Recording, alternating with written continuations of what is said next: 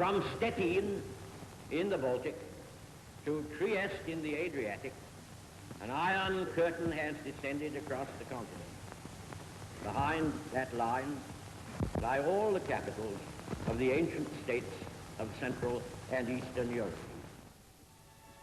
Nations have shed their blood in the course of 5 years of cruel war for their freedom, and not to exchange the domination of Hitler for the domination of Churchill. There are tendencies to forget the colossal sacrifices of the Soviet people, which ensured the liberation of Eastern Europe from the Hitlerite yoke. But the Soviet Union cannot forget them. Is it surprising that the Soviet Union wishes to secure itself from future danger by making efforts to see that in Eastern Europe there should be governments who are loyal to the Soviet Union? How can anyone in possession of his senses describe these peaceful efforts of the Soviet Union as state expansionist tendencies?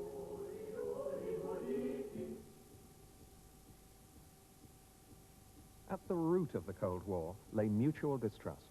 The West had exaggerated fears of the Soviet military threat to Western Europe. But Stalin's fears of the West were far more exaggerated. At times, he showed signs of paranoia, suspecting even some of his closest advisors of plotting against him. In the United States, the friendly wartime image of Uncle Joe was replaced by that of the evil dictator. American newsreels presented the Cold War as a conflict between freedom and tyranny. Newsreels on both sides now began to use images and phrases that were to play an important part in the Cold War. Never before had the nation known such freedom from want. But in this realm of abundance, we reigned alone. Across the vast expanses of the globe, there were famine, national ruin, pestilence, and moral disintegration. Without help, recovery might never be achieved. In the background was the growing struggle between two great powers to shape the post-war world. Looking toward Europe from Moscow, Soviet Russia was expansively stabbing westward, knifing into nations left empty by war, with misery and chaos as allies. On orders from the Kremlin, Russia had launched one of history's most drastic political, moral, and economic wars. Already an iron curtain had dropped around Poland, Hungary, Yugoslavia, Bulgaria, menace to the secure and institutional government. Joint session of Congress on March 12th, Mr. Truman outlined his doctrine for halting further communism as the funds with which to bolster Greece and Turkey. I therefore ask the Congress to provide authority for assistance to Greece and Turkey in the amount of $400 million for the period ending June 30th, 1948. President Truman's message to Congress is a threat to the principles of the United Nations. The United States needs to serve the interests of its huge business corporations which are out for world domination. The USA is trying to establish its control over Greece and Turkey by means of dollar diplomacy, exploiting countries on the pretext of aiding them, under the cover of nonsense about the danger from communist expansion. The United States emerged from the Second World War as the greatest economic power on Earth, with more than half the world's manufacturing production. In 1947, the American Marshall Plan offered aid to all European countries in order, it was said, to place Europe on its feet economically. To the Soviet Union, it looked like a plot to prove the superiority of capitalism over communism. So while the West accepted Marshall aid, the Soviet Union turned it down. Delegates of the Western European nations finally affixed their signatures to a significant document. The Marshall Plan had received the green light.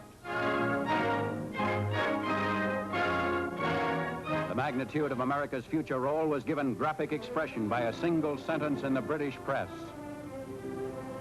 Never before has one nation carried a greater responsibility for the fate of others in time of peace.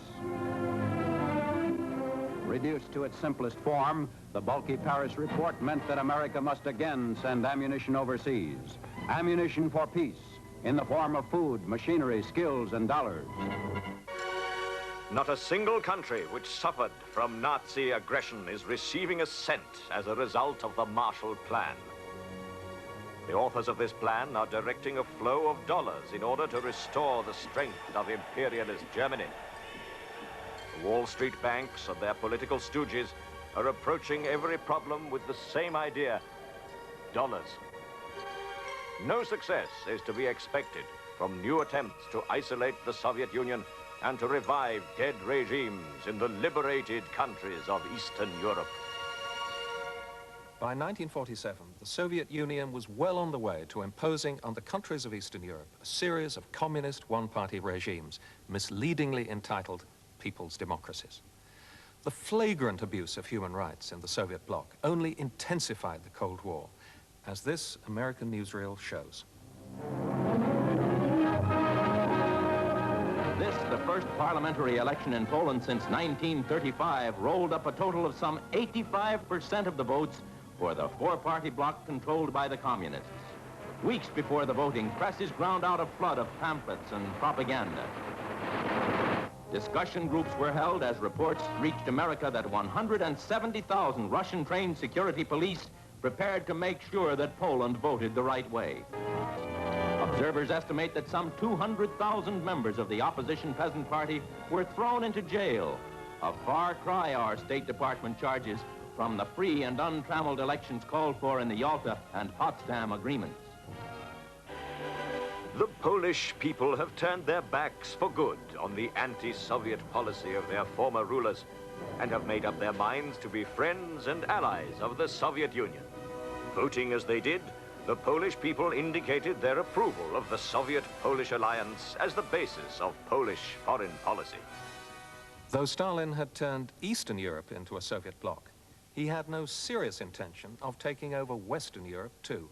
Some in the West, however, feared that he had, like the future American president, General Eisenhower, who insisted that the United States must come to Europe's aid. But there is one stark fact in the world today, subject to no argument, requiring no proof. It is this: without the United States, civilization as we know it will perish. Without American aid, guidance and leadership, there is immediate danger of social, political, and economic chaos among hundreds of millions. But America is not protecting the world against communist danger. It is establishing a worldwide American empire exploiting every continent, every country for its own commercial gains.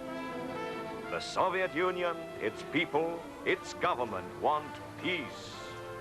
We have no ambitions directed against anyone else's territory or riches. We have one ambition: to advance the happiness of our socialist country.